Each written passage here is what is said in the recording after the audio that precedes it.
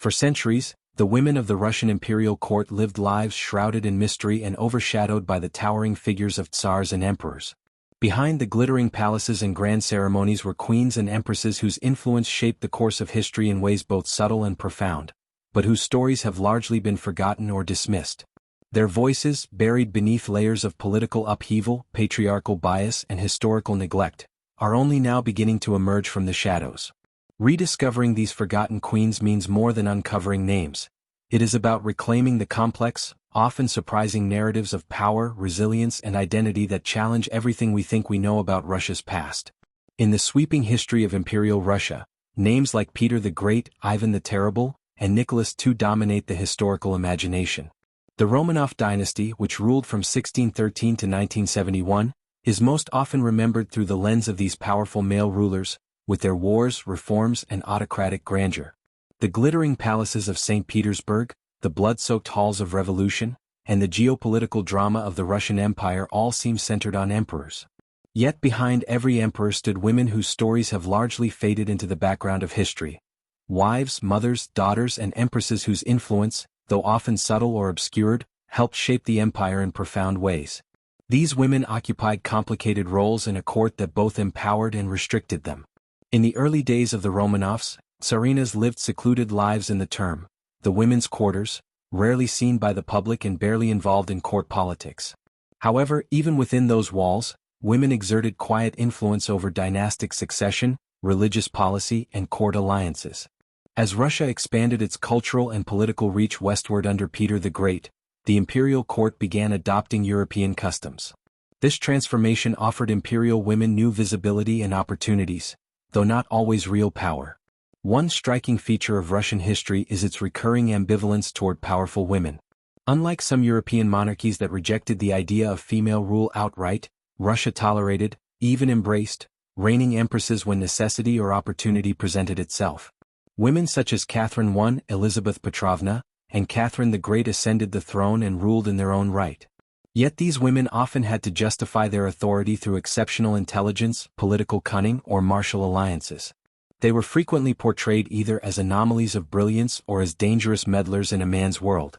Even those who never wore the crown but served as consorts or regents were subject to public suspicion, especially if they were foreign-born or deviated from traditional feminine ideals.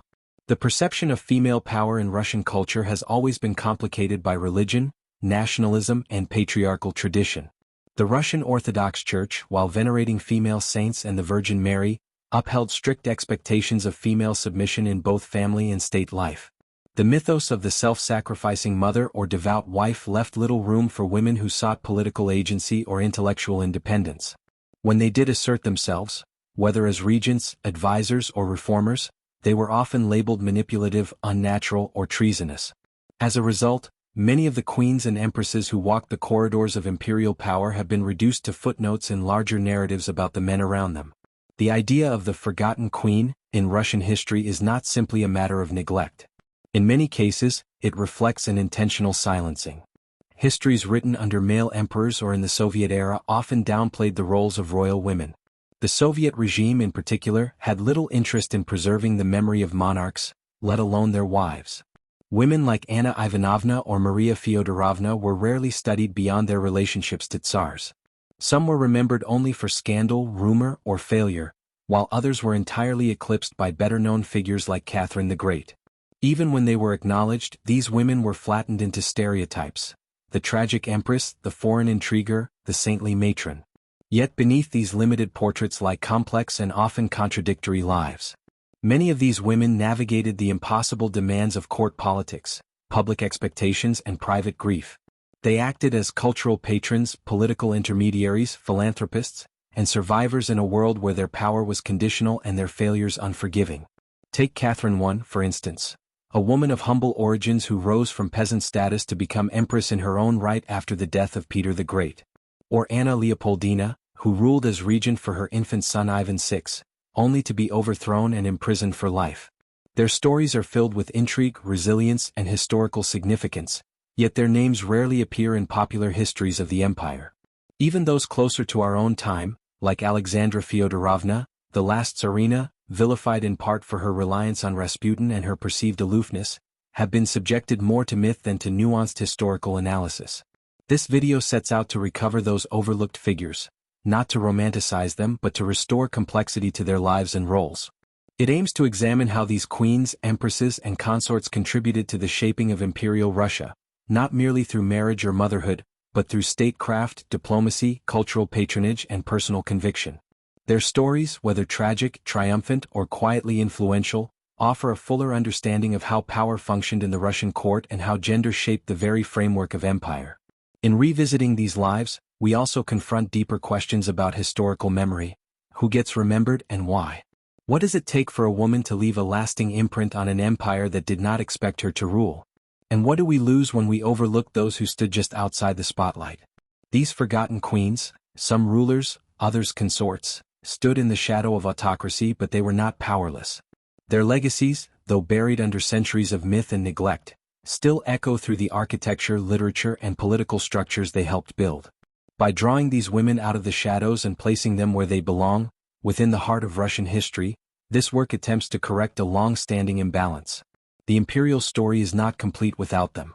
Their lives offer windows into the complex intersections of power, gender, and identity in one of history's most enigmatic empires. Through their rediscovery, we come closer not only to understanding the Russian Empire, but to recognizing the full spectrum of those who shaped it. In the earliest days of the Romanov dynasty, the role of the Tsarina, wife of the Tsar, was both highly symbolic and strictly confined. These women were expected to represent the ideals of Russian Orthodox womanhood: obedience, modesty, fertility, and religious devotion. Their influence was mostly exerted within the private sphere, and even there, it was often channeled through male relatives or veiled behind layers of court etiquette. Yet, despite these restrictions, the first Romanov tsarinas played pivotal roles in shaping the future of the empire, often through their familial alliances and the dynastic politics surrounding their children. Eudoxia Streshneva, the wife of Michael I and the first tsarina of the Romanov dynasty, is a telling example of what a traditional Muscovite queen was expected to be. Chosen from a group of noble daughters during a bride show, a formal selection process where young women were presented for the Tsar's inspection, Eudoxia was not a politically influential figure in her own right, but she served an important symbolic function. Her piety, humility, and submissiveness reflected the ideals held by the Russian Orthodox Church, which shaped every aspect of court life in the 17th century. She rarely appeared in public, spent most of her life within the quarters, and engaged in charitable works that bolstered her image as a righteous matron of the Russian state. Eudoxia's limited role might suggest passivity, but even within these constraints, her position held great importance. As the mother of Emperor Alexis I, she ensured the continuity of the Romanov line during its fragile early years. In a deeply patriarchal system, bearing male heirs was the most vital contribution a queen could make, and in this she succeeded. Although she did not wield political power directly, her presence provided a crucial form of legitimacy to the new Romanov dynasty, which had been chosen by a council rather than ascending through clear hereditary right. Her devout image also helped stabilize a dynasty emerging from the chaos of the time of troubles, a period marked by famine, foreign intervention, and dynastic crisis. By the time of Tsar Alexis I, the role of the Tsarina began to change, subtly but significantly, as Russia expanded its court and administrative institutions. Alexis's two wives, Maria Miloslavskaya and, after her death, Natalia Naryshkina, would become central figures in the dynastic rivalry that would eventually lead to one of Russia's most transformative reigns, that of Peter the Great. While Maria and Natalia never officially held political office, their family backgrounds and children created the conditions for intense power struggles within the royal household and the boyar class. Maria Miloslavskaya, Alexis's first wife, was of noble Muscovite lineage and gave birth to 13 children, though only a few survived to adulthood. Among them were Fyodor III and Ivan V, both of whom would briefly rule before Peter the Great. Maria herself was said to be modest and devout, adhering closely to the traditional expectations of a tsarina. Yet, her true power came from the network of Miloslavsky relatives she brought into the court. Her family gained influence in military and administrative circles, establishing a faction that would continue to play a role in court politics long after her death in 1669. When Emperor Alexis remarried in 1671, the court was already deeply divided.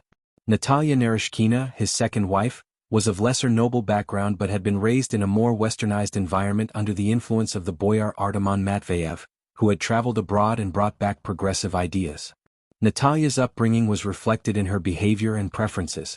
She was more open, educated, and reform-minded than her predecessor. She also gave birth to Peter I, later Peter the Great, in 1672. The emergence of a new potential heir from a different maternal line set the stage for bitter rivalries between the Miloslavsky and Naryshkin families. After Alexis's death in 1676, the court was thrown into turmoil. His eldest surviving son, Fyodor III, Maria's son, became emperor, but his reign was short and marked by ill health. His death in 1682 without a clear adult successor opened a power vacuum that pitted the Miloslavskys, who supported Ivan V, against the Naryshkins who supported the young Peter. What followed was a period of violent instability. The Streltsy, a powerful military corps loyal to the Miloslavskys, led a brutal uprising during which several of Natalia Naryshkina's relatives were murdered. To prevent civil war, a compromise was brokered. Ivan and Peter would co-rule, with Ivan as the senior czar due to age and Maria Miloslavskia's line retaining precedence. But real power soon fell into the hands of Sophia Alexeievna, Ivan and Peter's older half-sister, who became regent. Sophia's regency marked one of the rare moments when a woman ruled in a formal political capacity in Russia before the 18th century. Natalia Naryshkina, meanwhile, played a quieter but still important role, trying to protect her son and maintain the influence of her own faction. Once Peter seized power for himself in 1689, he began a radical program of westernization that would forever change the role of women at court. Ironically, it was Natalia's vision, rooted in her own Western education, that laid the foundation for this transformation, though she died before she could witness its full impact. Before Peter's reforms, Muscovite queens lived lives of seclusion and ritual. They were expected to dress modestly, avoid public life, and uphold religious and cultural traditions. The harem system not only physically separated women from court affairs but also symbolized their marginalization. Political discussions, foreign policy, military strategy, none of these were considered appropriate arenas for a tsarina's involvement. Even correspondence between tsarinas and foreign royals was rare, and when it did occur, it was heavily mediated by male courtiers.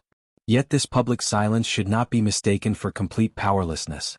Behind the walls of the Kremlin and within the confines of the harem, queens and noble women built alliances, sponsored religious institutions, and subtly influenced the political careers of their male relatives. They wielded what historians have called domestic diplomacy, the ability to negotiate marriages, mediate family disputes, and secure appointments for allies. In a court where bloodlines determined not only social standing but also access to power, the tsarina's family was often her most effective political tool. Still, the early Romanov tsarinas lived within a social order that emphasized their ceremonial and reproductive roles far more than their political identities. Their lives were marked by personal sacrifice, frequent childbirth, and a kind of invisibility that was considered virtuous at the time. They were to be seen only in religious processions, heard only through their charitable acts and remembered, if at all, through their children. The shift away from this model would come with Peter the Great's reign, but the groundwork was laid by the women who came before. Eudoxia Streshneva, Maria Miloslavskia, and Natalia Naryshkina were not merely wives and mothers. They were silent architects of the Romanov dynasty's survival and evolution. Through childbirth, court alliances, and factional loyalties, they shaped the imperial future in ways that history has too often overlooked. Their stories remind us that even in the most patriarchal systems, women found ways to assert their presence, influence events, and secure their legacies, not through force or title but through family, faith, and persistence. To understand the early Romanovs fully, one must look not only at the tsars who wore the crown but also at the queens who bore it with quiet dignity behind palace walls. In the late 17th century, the Russian Empire was poised on the brink of monumental transformation. Among the catalysts of this change was a woman who never wore a crown, never bore the official title of tsarina or empress, and yet ruled with more authority than most consorts ever did. Sophia Alexeievna, daughter of Emperor Alexis I and sister to both Emperor Ivan V and Emperor Peter I, emerged in a time of dynastic uncertainty and political volatility. Between 1682 and 1689, she served as regent for her two brothers, wielding real power in the Russian court and steering the country through a precarious political landscape. Her story is one of intelligence, ambition, and strategic prowess, but it is also one of erasure, a tale mostly overshadowed in the grand narrative of the Romanovs, particularly by the colossal figure of Peter the Great. Sophia was born in 1657 into the large and divided household of Emperor Alexis I. Her mother, Maria Miloslavskaya, was the first wife of the Tsar and mother to several children, including Ivan V. When Tsar Alexis remarried after Maria's death and fathered Peter I with his second wife, Natalia Naryshkina, the seeds of a dynastic feud were planted. These two maternal factions, the Miloslavskis and the Naryshkins, would later clash over who would control the future of the Russian throne. Caught between this split was Sophia, who, though not in the direct line of succession, found herself uniquely placed as an elder sister to both potential heirs. Educated by monastic scholars, Sophia was known for her intelligence and rhetorical skill. She had read classical literature, religious texts, and histories, an unusual privilege for a woman of her time.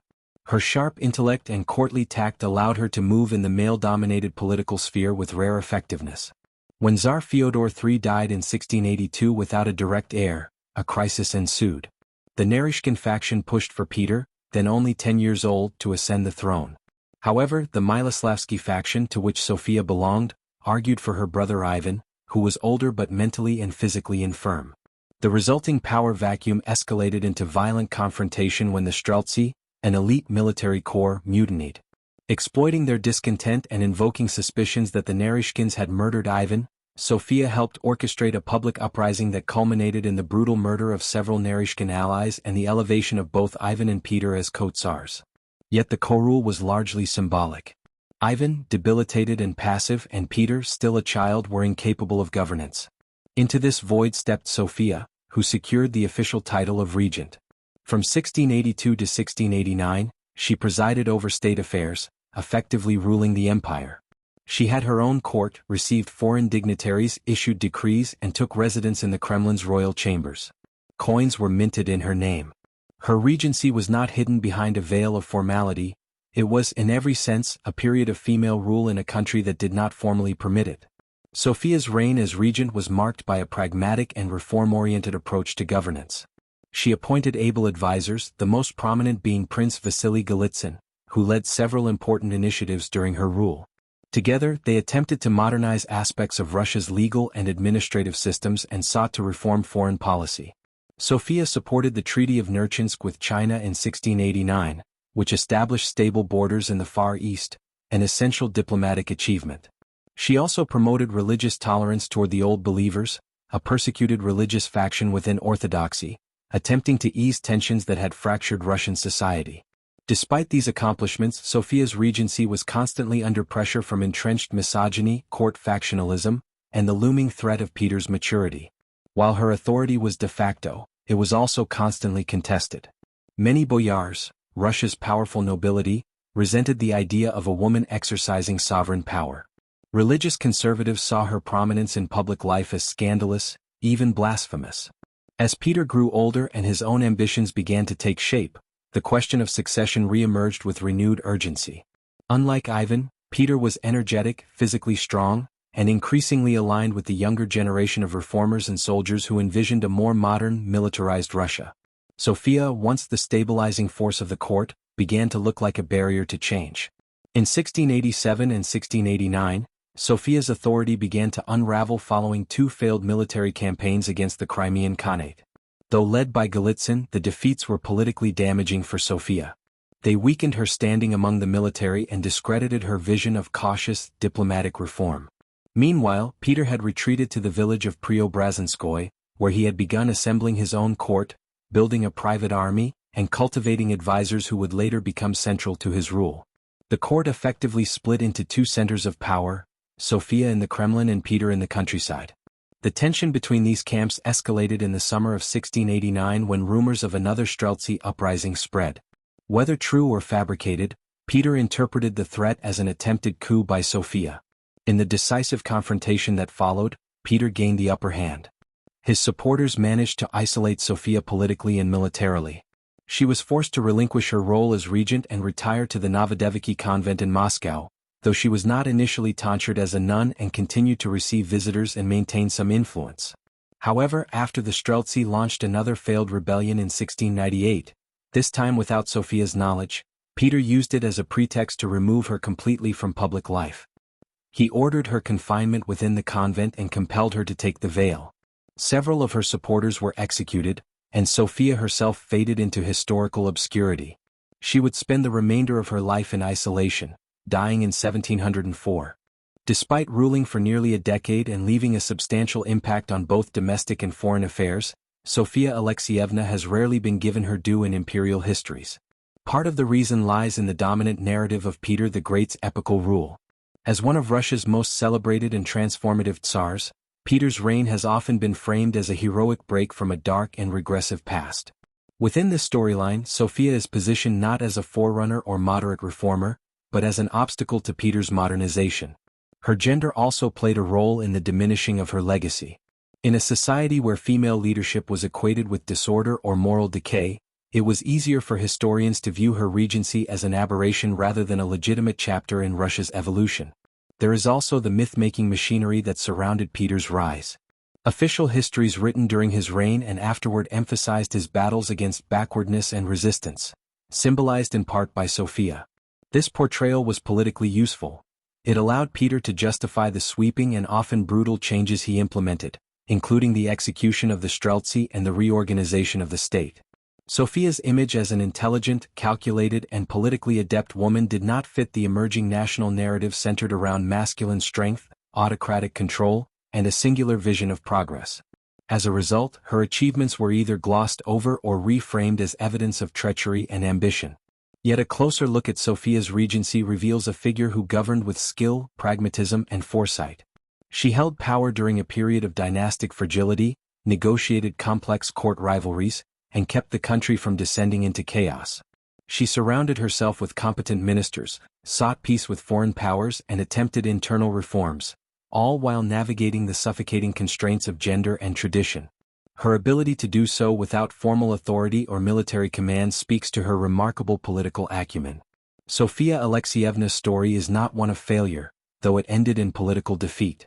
It is a story of rare female governance in a deeply patriarchal empire, of temporary triumph over structural limitations, and of resilience in the face of erasure. Her life reminds us that the history of power in Russia is not solely a male story, and that even those who ruled from behind the veil of convention can leave lasting legacies. That she remains a marginal figure in most accounts of imperial Russia is not a reflection of her insignificance, but of the persistent reluctance to recognize women who govern not only through marriage or maternity, but through intellect and resolve. Recovering Sophia from the margins of history is not just an act of historical justice. It offers a richer, more nuanced understanding of how power operated in Russia before its imperial zenith. She was a bridge between old Muscovite traditions and the westernizing ambition of Peter the Great. Her regency, however brief in the grand scope of history, marked a moment when a woman without a crown ruled an empire, leaving behind a legacy too often buried in silence. Born in the most unassuming of circumstances, Martha Skavronskaya began her life as a Latvian or possibly Lithuanian peasant girl in the late 17th century, with no clear record of her birth or early years. What is known is that she was orphaned at a young age and ended up working as a servant, first in the household of a Lutheran pastor, and later in the home of various Russian officers during the early stages of the Great Northern War. In a world where lineage, nobility, and orthodox piety defined one's value, especially for women, her prospects were almost non-existent. Yet Martha would ascend to the pinnacle of Russian power, becoming Catherine I, Empress of Russia and the first woman to rule the empire in her own name. Her improbable journey from obscurity to sovereignty remains one of the most remarkable stories in Romanov history, though it is often eclipsed by the far more famous reign of her namesake, Catherine the Great. Martha's transformation began when she caught the attention of powerful men during Russia's campaigns in the Baltics. At some point in the early 1700s, she became the mistress and eventually the wife of Peter the Great. By then, Peter had already set Russia on an aggressive course of modernization and expansion. He was deeply pragmatic, fascinated with science and technology, and dismissive of tradition, especially the rigid class hierarchies that had long governed Russian society. It was in keeping with his iconoclastic nature that he would choose a woman like Martha, unlettered and foreign, to be his partner. She was baptized into the Russian Orthodox Church under the name Catherine and formally married Peter in 1712, though they had lived together for many years before that and had already borne children, several of whom died young. Catherine's relationship with Peter was not merely decorative. Unlike many consorts who were relegated to ceremonial roles, Catherine was frequently at Peter's side, on military campaigns and council meetings and at diplomatic functions. She accompanied him during the Pruth campaign against the Ottoman Empire, where her quick thinking and intervention are said to have played a crucial role in negotiating a withdrawal that saved the Russian army. Her loyalty, patience, and unpretentious demeanor made her an indispensable companion to a ruler known for his violent temper and erratic behavior. Peter trusted few people. Catherine was one of them. Their marriage was tempestuous, marked by both affection and episodes of jealousy and rage. Yet their bond endured, and Peter eventually took steps to ensure Catherine would succeed him. In 1724, he had her crowned as empress in her own right, an unprecedented act in Russian history. Though Peter remained the dominant ruler until his death the following year, this coronation was not symbolic. It established Catherine as his official heir, effectively elevating her from consort to co-sovereign. When Peter died in 1725 without having named a male successor, it was Catherine who inherited the throne. Catherine's reign, though brief, lasting only 2 years until her death in 1727, was a crucial bridge between the radical reforms of Peter the Great and the consolidation of the new Russian autocracy. Her elevation marked a significant shift in the Russian understanding of sovereign authority. She was not born of noble blood, she had no dynastic claim, and she was not elected by the nobility. Her legitimacy rested entirely on Peter's favor and the loyalty of the military elite, especially the newly formed Guards regiments. This reliance on the military would become a recurring theme in subsequent successions and underlined the shifting dynamics of power in post-Petrine Russia. As ruler, Catherine I did not possess her husband's intellectual fervor or reformist zeal, but she was politically astute and deeply aware of the fragility of her position. She delegated many governmental responsibilities to a newly established Supreme Privy Council, composed of Peter's old advisors, including Alexander Menshikov, her closest political ally. This delegation was not merely a matter of convenience, it was a strategic move to placate the nobility and military leadership, who might have otherwise challenged her authority. The council helped manage state affairs and ensured a relatively smooth transition of power after Peter's tumultuous and autocratic reign. One of Catherine's key accomplishments was maintaining the continuity of Peter's reforms, even if she did not expand upon them. In a nation still reeling from Peter's radical transformations, new taxes, conscription, secular schools, the subordination of the church, and the shift of the capital to St. Petersburg, Catherine provided a necessary pause.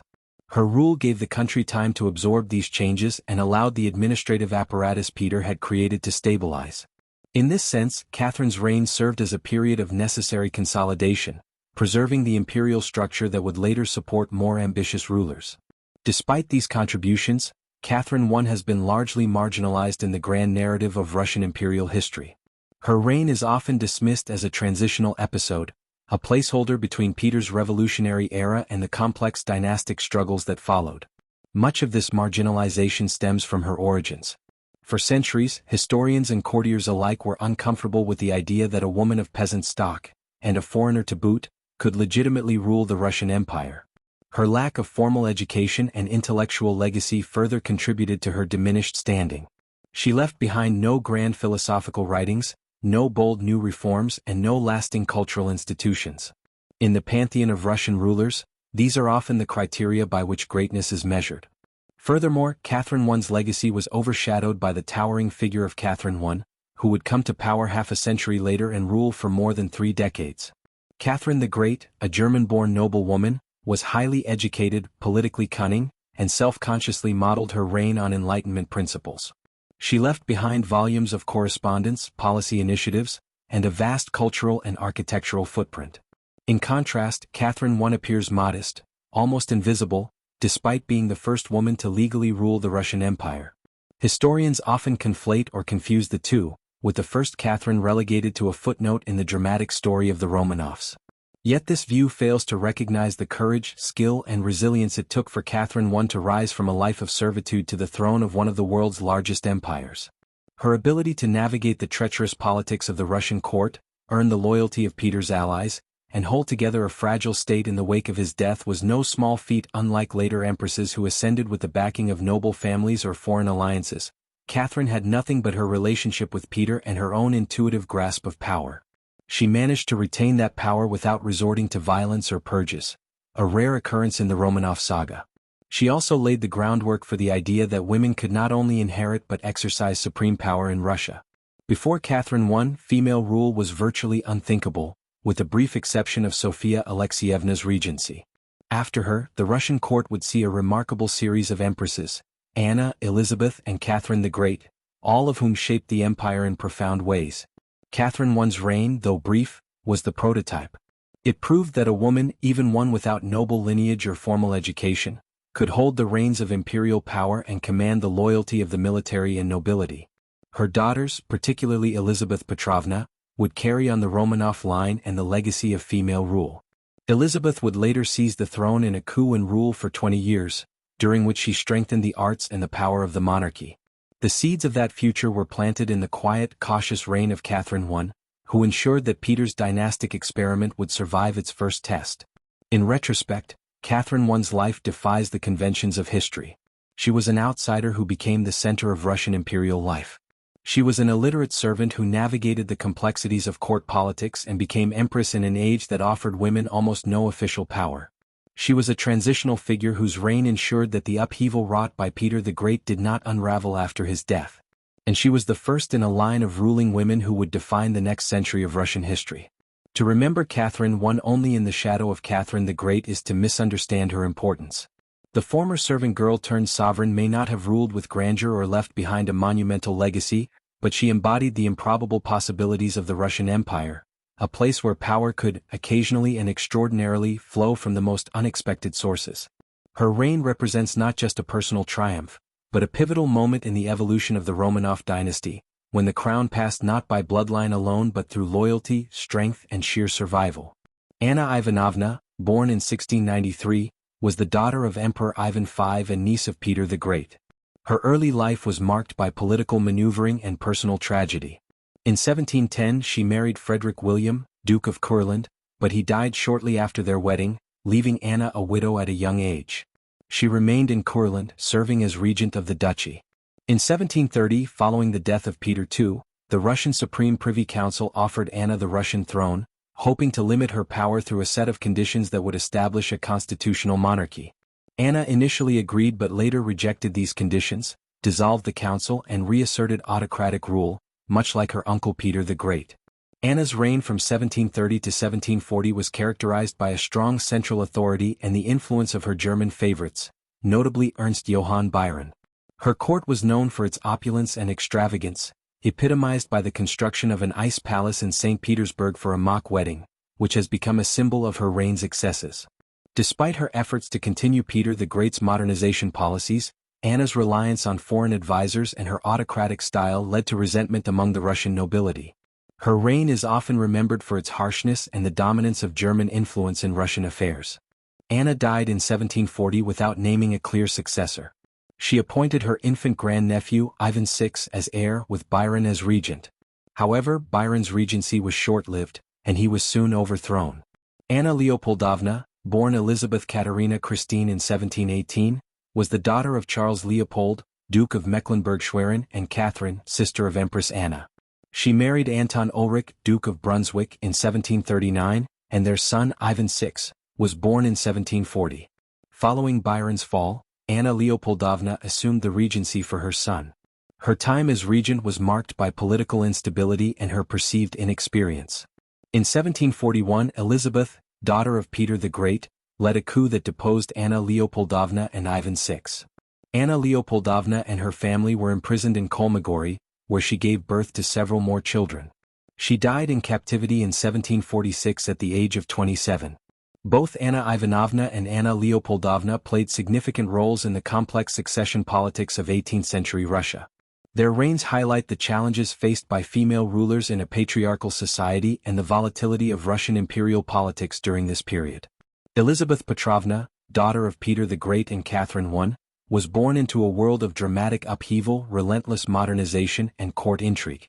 She grew up during a time when the Russian Empire was rapidly transforming under her father's autocratic reforms, social, military, architectural, and cultural, yet she herself emerged as a figure both steeped in those changes and distinct from them.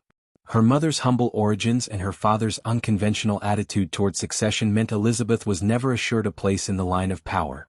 Yet, through her charisma, intelligence, and carefully calculated political maneuvers, she would eventually seize the throne in a bloodless coup, reigning from 1741 to 1762 and leaving a legacy marked by opulence, cultural splendor, and a complex relationship with the power she wielded alone.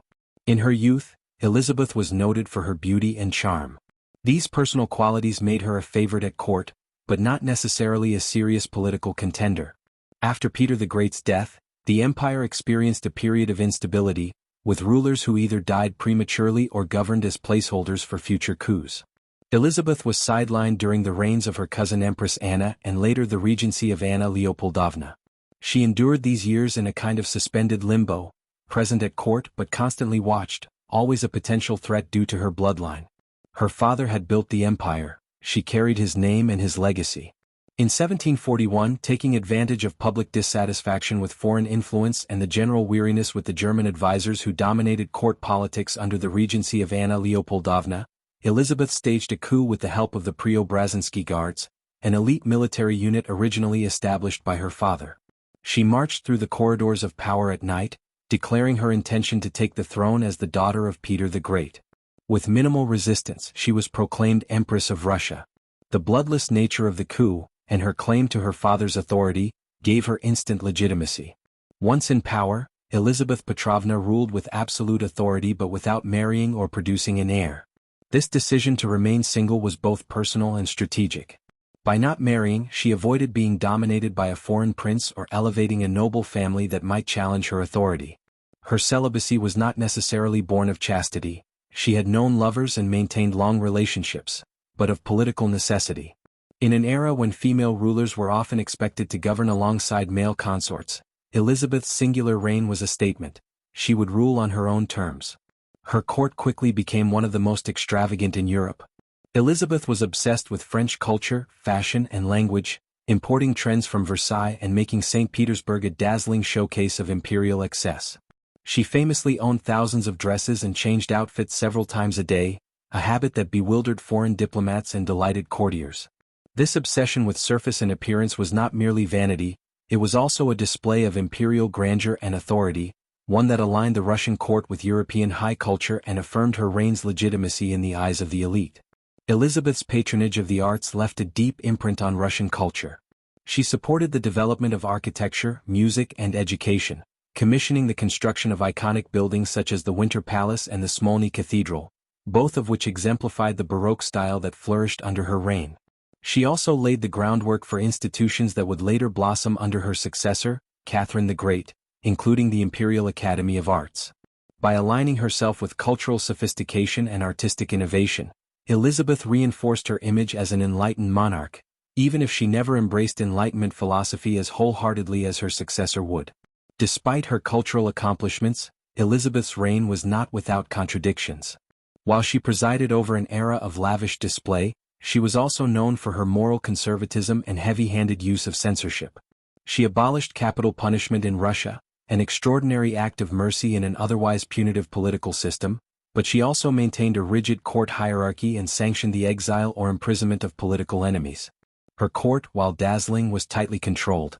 Beneath the glamour, a darker undertone of surveillance, rivalry and favoritism persisted. One of the most significant aspects of Elizabeth's reign was her role in international politics, particularly during the 7 Years' War. Under her leadership, Russia became a formidable military power, engaging in complex alliances and expanding its influence in European affairs. Russian forces even occupied Berlin briefly in 1760, signaling the growing strength of the empire. Yet, these achievements were often obscured by the drama and grandeur of court life or dismissed in later historical narratives that focused on the supposedly more serious reigns of male rulers or Catherine the Great. Elizabeth remains an enigmatic figure in Russian history. On the one hand, she was a competent and shrewd monarch who preserved her father's legacy and expanded Russia's cultural and political influence. On the other, she is often remembered more for her dresses and balls than for her governance. Part of this perception stems from her gender and the way history has traditionally recorded female power, as exceptional, decorative, or temporary. Her father's towering shadow and Catherine the Great's ideological ambitions both served to diminish Elizabeth's own substantial contributions. Elizabeth's choice to govern without marrying, her obsession with fashion, her patronage of the arts, and her navigation of a volatile court all underscore the paradoxes of female power in 18th-century Russia. She embodied both continuity and change, rooted in her father's authoritarian reforms, yet also distinct in her reliance on cultural rather than ideological authority.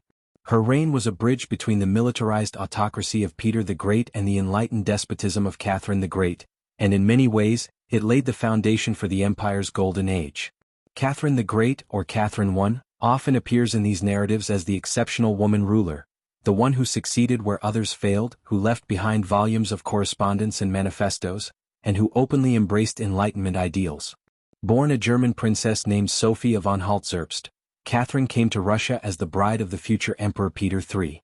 Her rise to power was itself a coup, calculated, daring, and ultimately violent.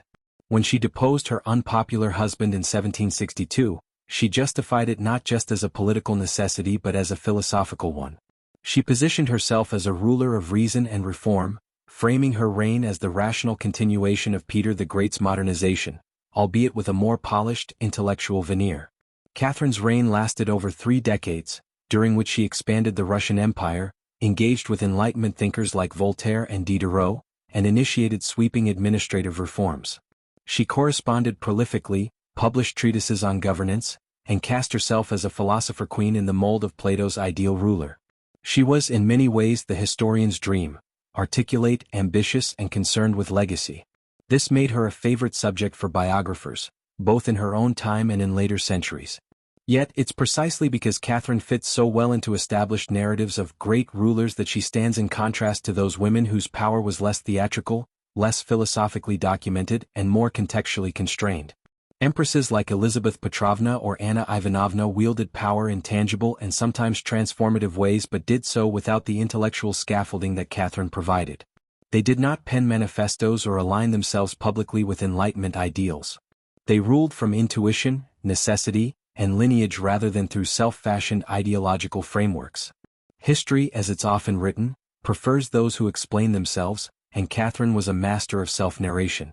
Moreover, Catherine benefited from a broader European appetite for strong female figures who could simultaneously embody power and femininity without appearing to threaten the patriarchal order too directly. Her image was cultivated carefully, at times erotic, at times maternal, always intelligent. Her myth grew rapidly, fed by both admiration and scandal. She became a symbol of imperial power that could be understood, admired, or vilified, but never ignored. This visibility ensured her remembrance. The others, by contrast, lacked not only Catherine's literary output but also her myth-making machinery. Their power was more circumscribed, their lives less accessible to later generations, and their legacies less amenable to heroic retelling. The greatness of Catherine the Great was not just in what she did, but in how she made sure the world remembered it. Ultimately, to examine Catherine the Great in the context of other empresses is not to diminish her accomplishments but to highlight the ways history selects and celebrates its icons. Catherine proved the rule by being the exception, a female ruler who conformed just enough to masculine norms of power, while simultaneously performing femininity and Enlightenment values. Her legacy towers not just because of what she did, but because of the contrast she offered to those forgotten or misunderstood women who came before her. In comparing Catherine to someone like Elizabeth Petrovna, the contrast is stark.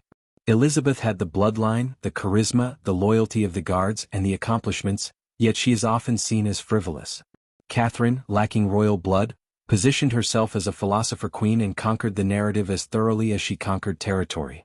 The result is a historical memory that elevates one while quietly shelving the other, even though both shaped the empire in crucial, enduring ways. To rediscover the full spectrum of female rule in Russia, one must move beyond the exceptional and into the forgotten, where the empresses lived, reigned, and altered history, even when history tried to forget them. Born as Sophie Dorothea of Württemberg in 1759, the woman who would become known in Russia as Maria Feodorovna was a remarkable figure in her own right, long overshadowed by the volatile nature of her husband, Tsar Paul I. Yet, despite being cast into the background by imperial politics and the dramatic personalities around her, Maria Feodorovna left an enduring mark on the Russian Empire, not through warfare or grand political maneuvering, but through her intellect, reformist spirit, social vision, and influence that extended far beyond her years as Empress consort. She came to Russia as a young bride, selected to marry Grand Duke Paul Petrovich, the only son of Catherine the Great and heir to the Russian throne. The match, orchestrated in 1776 after the death of Paul's first wife, was partly strategic, designed to bolster relations between Russia and the German states, but also had Catherine's personal approval. Sophie quickly converted to Russian Orthodoxy and took the name Maria Feodorovna. She was intelligent, fluent in multiple languages, artistically gifted, and well-educated in Enlightenment philosophy, which made her an ideal consort in the Empress's eyes. Yet from the outset, her marriage was marked by complexity. Paul, deeply scarred by his relationship with his mother Catherine, was paranoid, authoritarian, and prone to erratic behavior. Maria Feodorovna, by contrast, had a composed temperament and a rational mind. Despite these differences, the early years of their marriage were productive. They had 10 children, including 2 future emperors, Alexander I and Nicholas I. Maria Feodorovna understood her role as dynastic matriarch, and she fulfilled it with unwavering devotion, even as her husband's insecurities often cast a long shadow over her public and private life. Catherine the Great kept Maria and Paul away from the center of power for many years, confining them to Ghechina and other estates rather than inviting them into her inner circle. Maria, during this time, focused on domestic life, education, and personal enrichment. She read widely, managed her estates with discipline, and maintained a correspondence with European intellectuals. She developed a keen interest in architecture and design, dabbling in artistic endeavors that went far beyond aristocratic hobbies. Her personal journals reflect a sharp intellect and a sense of duty not only to her family but to the broader welfare of the empire. When Catherine died in 1796 and Paul ascended the throne, Maria became empress consort. Yet her formal elevation did not bring the kind of influence one might expect. Paul, deeply suspicious of conspiracies and obsessively determined to reverse many of his mother's policies, sidelined those closest to her, including Maria. He did not trust his advisors and he certainly did not appreciate counsel from his wife. Maria, who had grown into an articulate and intelligent partner over 2 decades of marriage, now found herself in a delicate position, concerned about Paul's increasingly autocratic behavior, yet unable to intervene publicly. Despite this, she wielded quiet but meaningful influence. While Paul centralized power and enacted unpredictable policies, Maria worked through informal channels to mitigate some of the damage. She lobbied for clemency in political cases, advocated for the protection of charitable institutions, and continued her long-standing involvement in philanthropy. Her focus was particularly strong in areas where the state had limited reach: orphanages, hospitals, schools for girls, and programs to aid widows and the poor. She believed in the redemptive power of education and was instrumental in founding institutions like the Smolny Institute for Noble Maidens, which played a vital role in advancing female education in Russia. One of Maria's defining characteristics was her talent for merging European Enlightenment ideals with Russian traditions. She believed in rational governance and social responsibility, but she never challenged the legitimacy of monarchy. Rather, she saw the autocracy as something that should be enlightened from within, refined, not dismantled. This perspective made her an ideal mother to Alexander I, whose own reign would later reflect similar tensions between liberal ideals and autocratic practice. When Paul was assassinated in 1801, likely the result of a palace conspiracy involving disaffected nobles, Maria found herself in an unprecedented position. Her son Alexander became emperor, but Maria claimed a role that few imperial widows had ever sought before, that of the dowager empress who refused to be sidelined. She claimed precedence at court, asserting her status not simply as a relic of Paul's reign but as a matriarchal figure whose authority was intertwined with the dynasty's future. She retained control of her own court, managed vast estates, and became a significant presence in St. Petersburg's political and cultural life. Her influence during Alexander's reign was real, though discreet. She offered him guidance, particularly in matters of court decorum, religious life, and charitable policy. She continued to support educational institutions and founded several new ones, including women's institutes that offered education to the daughters of the middle classes and lower nobility. Under her auspices, the role of women in Russian society began to shift, however subtly, toward greater engagement in public life. Maria's work in the arts and architecture also left an imprint on the imperial aesthetic. She was an active patron of neoclassical architecture and supported leading architects and artists of her time. She helped develop Tsarskoye Selo and Pavlovsk into richly adorned palaces and public gardens that combined European sophistication with Russian grandeur. Her understanding of beauty, form, and civic utility gave her patronage a deeper dimension than mere ornamentation. It reflected a vision of empire as a cultivated, enlightened realm. She also established and oversaw charitable foundations that were financially independent of the imperial treasury, a decision that allowed her to direct funds toward causes she cared about without waiting for bureaucratic approval. Among her most important institutions was the office of the Empress Maria, which eventually controlled a vast network of educational and social welfare projects across the empire. This bureaucracy became so efficient and well-regarded that it outlasted her and continued to function well into the 19th century. By the time Nicholas I ascended the throne in 1825, Maria was an elder stateswoman of towering dignity and presence. Though she never openly interfered in governmental affairs, she remained a respected advisor and a symbol of dynastic continuity. She had lived through the reigns of 3 monarchs and outlived most of her contemporaries. She represented stability, virtue, and the civilizing power of women in a male-dominated political order. Unlike Catherine the Great, Maria never ruled, but her legacy lay in institutions, values, and lives quietly transformed. Maria Feodorovna died in 1828, having spent over 50 years at the heart of Russian imperial life.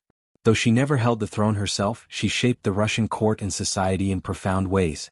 Her legacy is not one of conquest or controversy but of refinement, compassion, and foresight. She modernized the social infrastructure of the empire, set standards for royal conduct, and inspired generations of noble women to view philanthropy and education as instruments of national progress.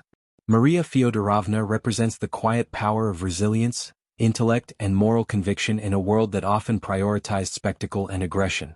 Her ability to survive, adapt, and influence, despite the instability of her husband's reign and the shifting currents of imperial politics, speaks to a kind of greatness that is often overlooked in histories dominated by wars and reforms.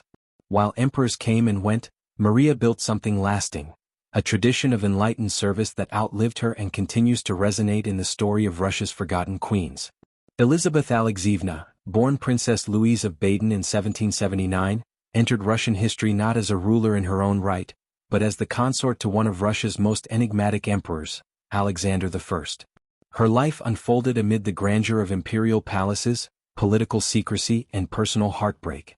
A woman of sensitivity and grace, she would come to symbolize a different kind of royal tragedy, one not of dramatic downfall or violent revolution, but of quiet suffering, emotional estrangement, and forgotten influence. Her life was lived in full view of the court, yet she left few footprints in the annals of political power. Still, her story speaks volumes about the inner lives of Russia's imperial women, especially those whose importance was obscured by the dominating figures around them. Louise arrived in Russia at the age of 14, a German princess from the house of Baden-Durlach, chosen by Empress Catherine the Great to be the bride of her grandson and heir, Grand Duke Alexander Pavlovich. The match was politically advantageous. Baden was a loyal and strategically located German principality, and Louise's family was considered suitably noble if not illustrious. Upon converting to Russian Orthodoxy, she took the name Elizabeth Alexeievna, a signal of her new identity as part of the Romanov dynasty. Initially, the marriage seemed promising. Both Alexander and Elizabeth were young, attractive, and cultivated. They shared a refined taste in literature and the arts, and their early letters to each other carried the hopeful tone of mutual curiosity. However, their union quickly became strained by the suffocating environment of court life and the emotional void left by the expectations imposed upon them. Elizabeth, plucked from her homeland and thrust into the formal, often frigid rituals of Russian imperial society, found herself increasingly isolated. Her command of Russian was never fluent, and though she did her best to adapt, she never fully felt at home in the empire she was meant to help rule. Alexander, for his part, was never an emotionally available husband. Though he was thoughtful and idealistic in his youth, he became withdrawn and brooding, shaped by the complicated relationship he had with his grandmother Catherine and his father Paul. The trauma of his father's assassination in 1801, likely carried out with his tacit approval, deepened his internal conflict. He began to retreat into philosophical reflection and affairs of state, distancing himself from his wife not just physically but spiritually. Their marriage was plagued by mutual indifference, infidelity, and grief. Both Alexander and Elizabeth sought affection outside their union. Elizabeth is known to have had a significant emotional connection with Prince Adam Czartoryski, a Polish noble and political figure, though whether their relationship was consummated is unclear. Alexander, meanwhile, took several lovers throughout his reign. Yet it was the loss of their children that dealt the most irreparable blow to their emotional bond. Elizabeth gave birth to 2 daughters, but both died in infancy. The first, Maria, born in 1799, lived less than a year. The second, Elizabeth, born in 1806, died within a few months. These tragedies devastated Elizabeth, whose maternal instincts were deeply felt. The imperial court, where appearances and lineage were everything, treated the deaths with formal mourning, but for Elizabeth, they left a hollow that never truly healed. She withdrew further into herself, and though she continued to fulfill her ceremonial duties, her presence at court took on an air of fragile grace, like porcelain, beautiful but breakable. She occupied her role as empress with stoic diligence but was never a political player. Unlike other consorts or dowager empresses who used influence behind the scenes, Elizabeth remained on the margins of power. Her name appears in very few political documents or correspondences of consequence. Her role was largely symbolic. She represented continuity, decorum, and dynastic legitimacy, but her opinions were not sought in matters of governance. In many ways she was emblematic of the idealized but voiceless royal woman, present at all major events, draped in silk and jewels, yet absent from the machinery of decision-making. Her aloof position at court led to her being described by contemporaries and historians alike as cold or indifferent. This reputation was less a reflection of her character than of the imperial system's expectations. She was required to display public serenity regardless of personal turmoil. When she did express emotion, especially in private letters, it was often in the form of quiet despair. Her writings reveal a woman who longed for warmth, intimacy, and connection, and who found little of it within the constraints of her position. Yet even in the margins, Elizabeth left her mark. She became a quiet patron of the arts, supported religious institutions, and gave generously to charitable causes. Her aesthetic tastes helped shape court culture in subtle ways, and her gentle demeanor won the loyalty of many who worked closely with her. While she never spearheaded reforms or led public initiatives, she served as a moral anchor to those who sought grace amidst the empire's political turbulence. Following the Napoleonic Wars, Alexander became increasingly haunted by spiritual questions and retreated from public life. He distanced himself not only from his court but also from Elizabeth, whom he had reconciled with briefly during their travels. The two of them began a quiet, almost monastic life together in the south of Russia, traveling to Taganrog on the Sea of Azov in 1825. It was there, in a faraway town more known for its quiet port than imperial grandeur, that Alexander died unexpectedly. Elizabeth was at his side when he passed, and her grief was palpable. Despite their lifelong emotional distance, his death marked the end of a bond forged by decades of shared sorrow, mutual disappointment, and fleeting moments of intimacy. Her health declined rapidly after his death. She returned to St. Petersburg but lived only a few months longer, dying in 1826 at the age of 47. Her funeral, though officially grand, had the somber tone of a life quietly endured rather than triumphantly remembered. In many accounts, Elizabeth Alexeievna is remembered not as a political figure or cultural patron of consequence, but as a symbol of melancholy, a porcelain empress, elegant but emotionally inaccessible. Yet that image, while partially true, understates the complexity of her experience. She was a foreign bride caught in the machinery of an empire that prized display over substance, trapped in a loveless marriage with a man burdened by philosophical demons and political responsibility. Her tragedy was not dramatic downfall but emotional erosion, a slow fading into irrelevance within the very world she was meant to adorn. Still, her presence mattered. She personified a certain ideal of feminine endurance in the imperial court, quiet, graceful, and composed in the face of relentless personal loss.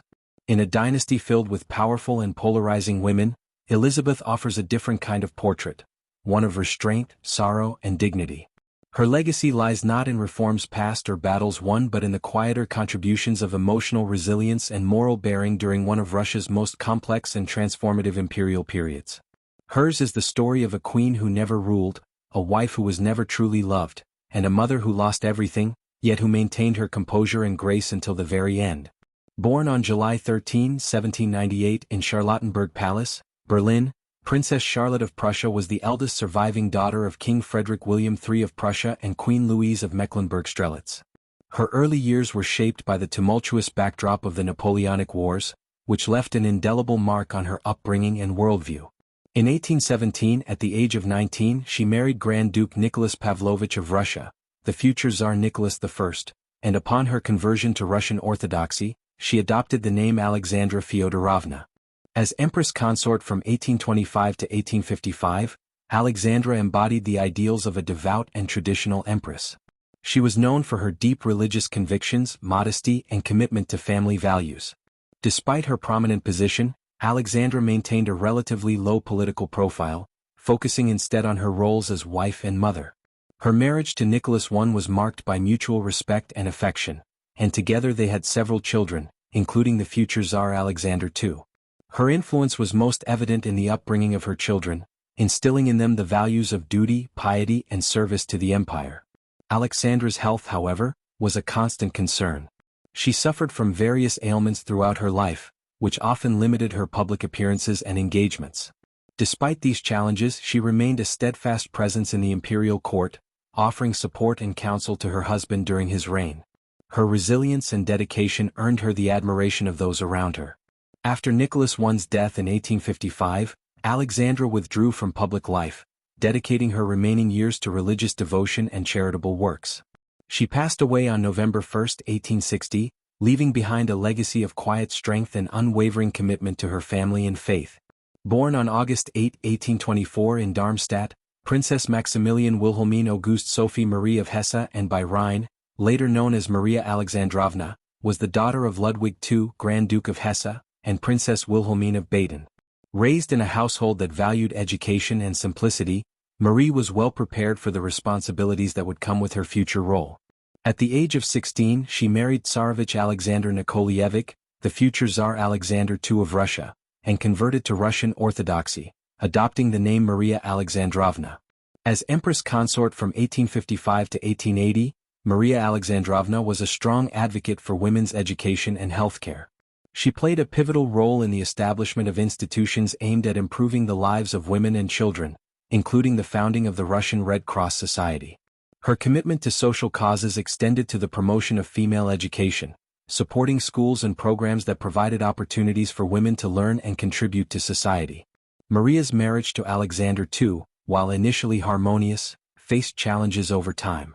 Her declining health, marked by chronic lung issues, limited her ability to fulfill certain court duties and participate in public life. During this period, Alexander II developed a relationship with Princess Catherine Dolgorukia, which became a source of personal distress for Maria. Despite these difficulties, she maintained her dignity and continued her philanthropic work, focusing on the welfare of the Russian people. Maria Alexandrovna passed away on June 3, 1880, leaving behind a legacy of compassion and reform. Her contributions to social welfare and education had a lasting impact on Russian society, and her efforts paved the way for future advancements in these areas. Remembered for her grace and dedication, Maria's life exemplified the potential for positive change through empathy and action. Dagmar of Denmark, known in Russia as Maria Feodorovna, was a figure whose life and legacy reflect the complexities of Imperial Russia's final decades. Born Princess Dagmar of Denmark in 1847, she was the daughter of King Christian IX of Denmark and Queen Louise, members of a royal family with widespread connections across European monarchies. Her journey from a Danish princess to Empress Consort of Russia unfolded amid the grandeur and strict traditions of the Romanov court, where she would navigate the intricate dynamics of power, family, and politics, particularly during the reign of her husband Alexander III and her son Nicholas II. Dagmar's arrival in Russia was marked by both excitement and immense responsibility. At the tender age of 18, she married the future Tsar Alexander III, becoming an integral part of the Romanov dynasty. Her transition to Russian life was shaped by the need to adapt to the country's deeply conservative court rituals and Orthodox faith, both of which were far removed from her more liberal Danish upbringing. Upon her conversion to Orthodoxy, she took the name Maria Feodorovna, symbolizing her new identity and commitment to her role within the empire.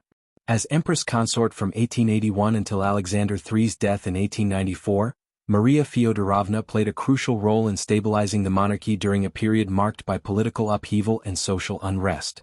Her husband's reign was characterized by a return to autocratic conservatism following the assassination of his father, Alexander II.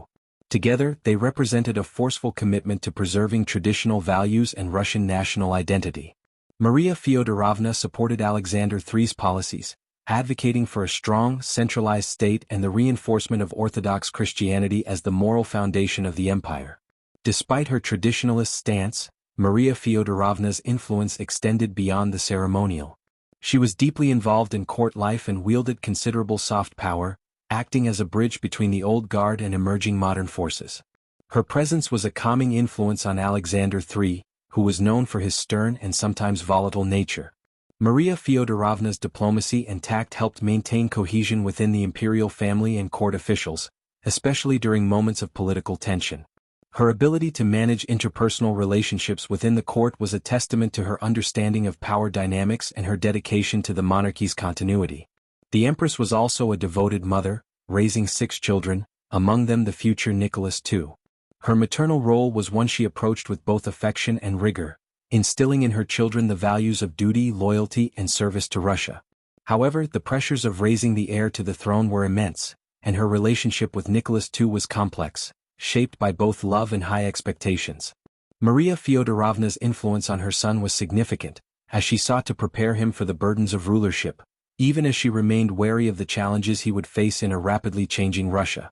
After Alexander III's death in 1894, Maria Feodorovna assumed the status of Dowager Empress, a position that came with both respect and challenges. Her son Nicholas II ascended the throne at the young age of 26, inheriting an empire fraught with political, social, and economic difficulties. During Nicholas's reign, Maria Feodorovna's role evolved into that of an influential elder stateswoman within the court. She retained considerable sway over family matters and court affairs, often acting as an advisor and mediator. Yet, this period also exposed tensions within the imperial family, particularly between Maria Feodorovna and Nicholas II's wife, Alexandra Feodorovna. The rivalry between Maria Feodorovna and Alexandra Feodorovna was a defining feature of the late imperial court. The two women, both strong personalities and deeply committed to their respective visions for the monarchy, clashed over influence and authority. Maria Feodorovna represented the old guard, a guardian of traditional values and the conservative legacy of her late husband's reign. Alexandra, on the other hand, was a foreign-born empress with a different set of priorities, more closely associated with spiritual mysticism and a controversial reliance on the mystic Rasputin. This rivalry reflected broader tensions within Russian society, between tradition and change, autocracy and reform. Maria Feodorovna's political influence during Nicholas II's reign was nuanced. While she did not wield formal power in government, her counsel was sought on key family and court decisions. She was cautious about the direction of Nicholas's policies, concerned about the instability that reform and modernization could bring to the monarchy. Her conservative views sometimes put her at odds with Nicholas's attempts at limited reform, as well as with Alexandra's more interventionist approach to politics. Nevertheless, Maria Feodorovna worked tirelessly to preserve the dignity and authority of the imperial family, aware that the survival of the Romanov dynasty depended on public perception as much as political action. Beyond politics, Maria Feodorovna was also a patron of the arts and charitable works. She supported numerous organizations aimed at helping the poor and advancing education, embodying the traditional role of a benevolent empress consort. Her philanthropy reinforced the monarchy's connection to the Russian people, even as social tensions mounted across the empire. She was seen as a symbol of continuity and stability in a world that was rapidly transforming, though ultimately unable to prevent the seismic shifts that would soon engulf Russia.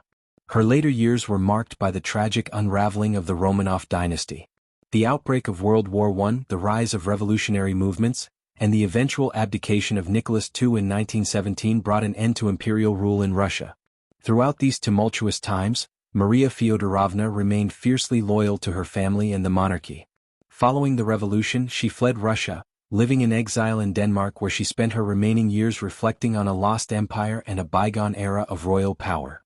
Maria Feodorovna's life encapsulates the story of the Romanov family in its twilight years, a mixture of devotion, tradition, influence, and ultimately the painful loss of empire. Her navigation of the conservative court, dedication to Russian traditions, and political involvement during her son's reign highlight the complex role of an empress in a monarchy struggling to adapt to modern realities. While overshadowed in popular memory by more famous figures, Maria Feodorovna's legacy remains a testament to the enduring, if sometimes tragic, strength of the Romanov women who shaped Russia's imperial history. Alexandra Feodorovna, born Princess Alex of Hesse and by Rhine in 1872, remains one of the most enigmatic and tragic figures in Russian imperial history. Her life, marked by profound personal devotion, political missteps, and ultimately devastating loss, embodies the complexities of the Romanov dynasty's final years. As the wife of Nicholas II, the last emperor of Russia, Alexandra's influence over the imperial court, her controversial relationship with the mystic Rasputin, and her intense faith and maternal instincts all played critical roles in shaping the fate of the Romanovs and the empire they ruled. Alex was born into a prominent German royal family. She was the granddaughter of Queen Victoria of the United Kingdom, which connected her to numerous European monarchies but also underscored her foreign origins in the eyes of many Russians. Raised in the cultured and disciplined environment of the Hessian court, Alex grew up with a strong sense of duty, religious devotion, and an idealized vision of monarchy and family. When she was introduced to Tsarevich Nicholas during his visit to Germany in the early 1819s, their mutual affection was immediate and intense. After a series of letters and meetings, they became engaged, and Alex converted to Russian Orthodoxy, taking the name Alexandra Feodorovna. Despite this, her German background and accent would remain a source of suspicion and resentment among many Russians throughout her life. Upon her marriage and Nicholas's eventual ascension to the throne in 1894, Alexandra assumed the role of Empress Consort of Russia. From the outset, she was a devoted wife and mother, deeply attached to her family and committed to her role. However, she quickly found herself at odds with the Russian court and public opinion. Alexandra was reserved, introverted, and often perceived as aloof.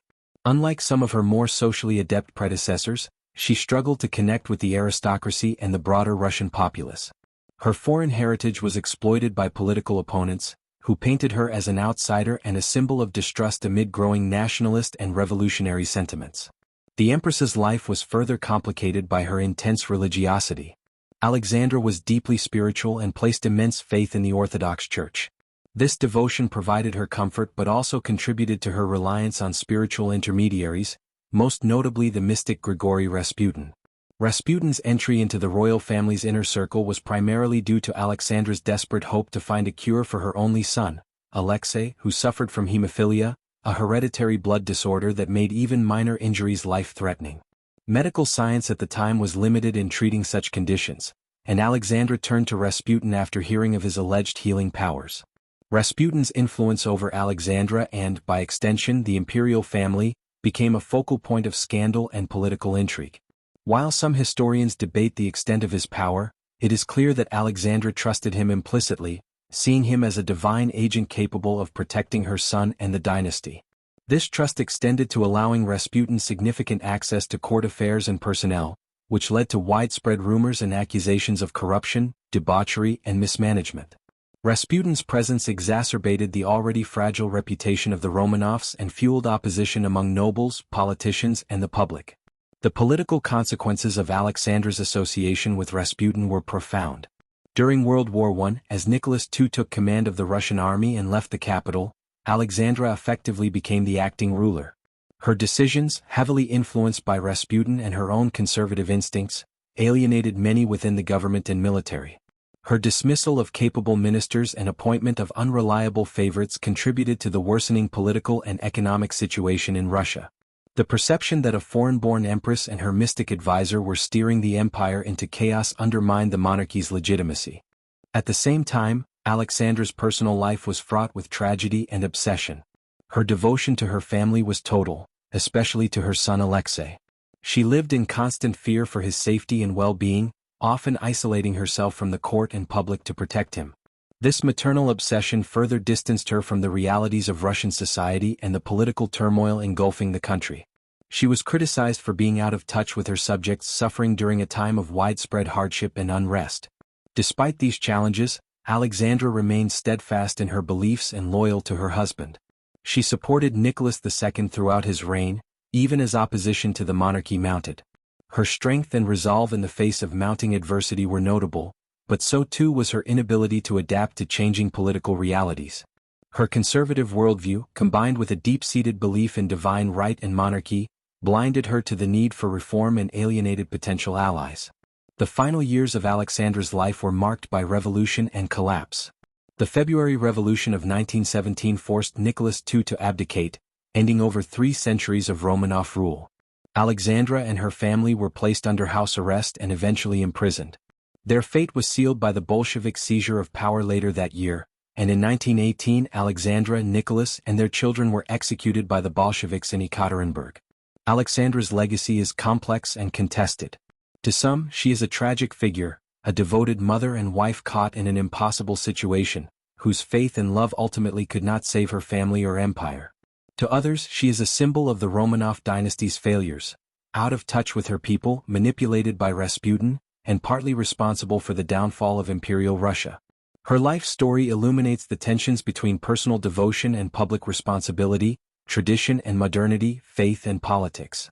Her German heritage and foreignness, combined with her introverted and often secretive nature, left her isolated in a court increasingly suspicious of outsiders and change. Alexandra's intense faith, while a source of personal comfort, also led her to place undue trust in Rasputin, whose influence contributed to the erosion of the monarchy's credibility. Her maternal obsession with protecting her son shaped many of her decisions, further complicating her role as empress during one of Russia's most tumultuous eras. In retrospect, Alexandra Feodorovna's life offers a poignant example of how the personal and political are deeply intertwined. Her story is not simply one of individual tragedy but also a reflection of the broader forces that reshaped Russia in the early 20th century. Through her, we see the vulnerabilities of a monarchy unable to adapt, the perils of political isolation, and the human costs of empire. Her tragic end serves as a solemn reminder of the fragility of power and the profound consequences when love, faith, and politics collide in the crucible of history. The fate of the Romanov women following the seismic upheaval of 1917 presents a complex and often heartbreaking story of survival, loss, and resilience amid the collapse of an empire. The revolution that swept away the centuries-old Romanov dynasty not only marked the end of imperial rule but also initiated a period of persecution, exile, and profound transformation for the women of the dynasty. These empresses, grand duchesses, and princesses, once symbols of absolute power and imperial grandeur, found themselves scattered across Europe and beyond, forced to navigate new realities shaped by political upheaval, personal tragedy, and the struggle to preserve their identity and legacy. The Bolshevik Revolution triggered a violent purge of the Romanov family. While many male members of the dynasty were executed or imprisoned, the women faced a variety of fates ranging from imprisonment and execution to escape and exile. The most notorious tragedy was the execution of the immediate family of Nicholas II, the last emperor, and his wife Alexandra Feodorovna, along with their children in 1918. This brutal act marked a definitive end to the Romanov rule in Russia and cast a long shadow over the surviving women of the dynasty. The surviving grand duchesses and other female relatives were imprisoned for years, many in harsh conditions, enduring isolation, deprivation, and uncertainty. Among those who survived, flight was often the only option. Empress Maria Feodorovna, the widowed mother of Nicholas II, managed to escape Russia and seek refuge in her native Denmark. Her departure was emblematic of the broader exodus of Romanov women who fled to Western Europe, Scandinavia, and even further abroad. These women became part of émigré communities that sought to preserve the memory and dignity of the Romanov dynasty even as they lived in exile. They faced the challenge of adapting to new countries and cultures while coping with the trauma of displacement and the loss of their homeland. The émigré communities became centers of Romanov memory and cultural preservation. Many surviving Romanov women took on roles as keepers of the family's history, commissioning memoirs, letters, and personal accounts that aimed to document their experiences and the tragic downfall of the empire. These writings offered rare insights into the inner workings of the imperial family and presented personal perspectives that contrasted with the political narratives imposed by Soviet historiography. Through their memoirs and recollections, these women sought to assert their voices in a male-dominated historical record and challenge the simplified portrayals of the Romanovs as merely symbols of autocratic oppression. The post-revolutionary lives of these women were marked by both hardship and dignity. While stripped of political power and status, they continued to embody the complex intersections of gender, class, and identity that had defined their roles within the empire. Many engaged in charitable work within their communities, supporting fellow émigrés and refugees. Others struggled with financial difficulties and the psychological toll of exile, often isolated from the world they once ruled. Their stories underscore the broader human dimensions of historical upheaval, how individuals and families cope with the loss of power, place, and purpose. Memoirs written by Romanov women such as Catherine I, Empress Elizabeth, and Maria Feodorovna provide fascinating windows into the lived experiences behind the grandeur of Imperial Russia. These writings reveal a nuanced understanding of their own positions as women navigating a male-dominated world of politics and power. Catherine I's memoirs emphasize her remarkable rise from humble origins to empress, offering insights into the gendered dynamics of her era and the challenges of asserting influence in a patriarchal court. Empress Elizabeth's writings reflect her deep religious faith and her role as a cultural patron, while Maria Feodorovna's recollections detail her experiences as both consort and mother, highlighting the personal sacrifices involved in sustaining dynastic continuity. However, these memoirs also expose gaps between lived experience and public memory. The Romanov women often sought to reconcile their personal identities with the mythologies that had been constructed around them. Their writings sometimes reinforced the ideals of monarchy and duty, while also acknowledging moments of doubt, vulnerability, and resistance. This tension illustrates the complexities of historical self-representation, particularly for women who had to navigate expectations of loyalty, decorum, and silence within and beyond the court. In a historical landscape dominated by male rulers, generals, and politicians, the voices of Romanov women offer a valuable corrective. Their memoirs and personal documents provide rich material for understanding the gendered dimensions of power, the emotional costs of imperial life, and the often overlooked contributions of women to Russian history. Through their writings, these women claimed agency in defining their own legacies, challenging the erasure and marginalization that had long characterized their representation in official histories. Together, the stories of the Romanov women in exile and their written memoirs form a vital part of the ongoing effort to rediscover and rehabilitate their place in history. Their survival amid revolution, exile, and the loss of empire speaks to the resilience of human spirit in the face of profound adversity. Their memoirs remind us that history is not only shaped by grand political events but also by the intimate voices of those who lived through them, especially the women whose lives have too often been forgotten or overshadowed. The women of the Romanov dynasty left behind a multifaceted legacy that extended far beyond the political realm and into the cultural and architectural fabric of Russia. Their influence can be traced in the grand palaces they inhabited, the institutions they founded, and the artistic treasures they patronized. These empresses and queens were not merely passive figures cloaked in the splendor of monarchy. They actively shaped Russia's cultural landscape, leaving enduring legacies that continue to speak to their presence centuries later.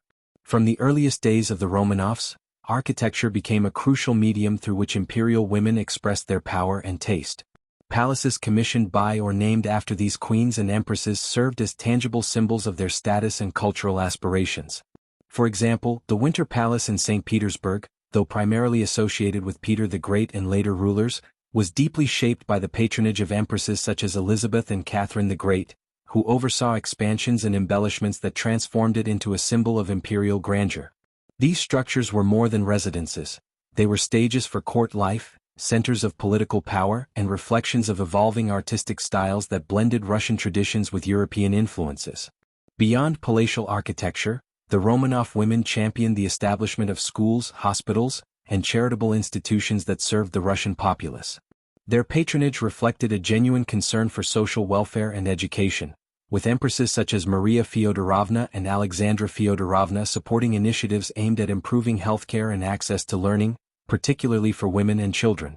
These projects not only provided much-needed services but also helped foster a sense of connection between the imperial family and the people, reinforcing the monarchy's role as a benevolent guardian of the nation. The art collections amassed under the auspices of these women further illustrate their cultural influence. Many Romanov empresses were avid collectors and connoisseurs, commissioning works from renowned artists and acquiring masterpieces that would eventually form the core of Russia's most prestigious museums, including the Hermitage.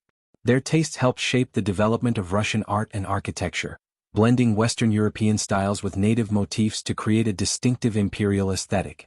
These collections continue to inspire admiration and scholarly study, serving as cultural touchstones that preserve the memory of these powerful women. The institutions and buildings associated with the Romanov women have endured as part of Russia's historical and cultural memory. Hospitals named after empresses, such as the Empress Maria Feodorovna's Institute of Obstetrics and Gynecology, stand as monuments to their philanthropic efforts. Schools and charitable foundations linked to these queens reflect their commitment to social improvement, often pioneering programs that promoted women's education and healthcare reform. These legacies provide a more nuanced understanding of the empresses' roles, highlighting their contributions to Russian society beyond the confines of court politics. Despite these substantial cultural and architectural contributions, the memory of the Romanov women has been subject to remarkable historical amnesia, shaped by political, gendered, and dynastic forces that have obscured their stories. This deliberate forgetting can be traced to several intertwined causes, beginning with the political upheavals that followed the fall of the Romanov dynasty. The Soviet regime, eager to dismantle the symbols of imperial rule, actively erased or vilified the Romanovs, casting them as relics of oppression unworthy of remembrance. This systemic rewriting of history marginalized not only the male rulers but especially the women, whose influence was often downplayed or dismissed as irrelevant. Gender bias played a significant role in this historiographical neglect. In the patriarchal structures of both Imperial and Soviet Russia, the achievements and agency of women were frequently minimized or ignored. Historical narratives traditionally focused on male figures, tsars, generals, and statesmen, while the political and cultural contributions of queens and empresses were relegated to the sidelines. This imbalance perpetuated a skewed understanding of Russian history, where the vital roles played by Romanov women were erased or reduced to stereotypes of decorative consorts or passive bystanders. Dynastic suppression also contributed to their erasure. After the revolution, surviving Romanov women and their descendants were scattered and silenced, unable to assert their historical narratives.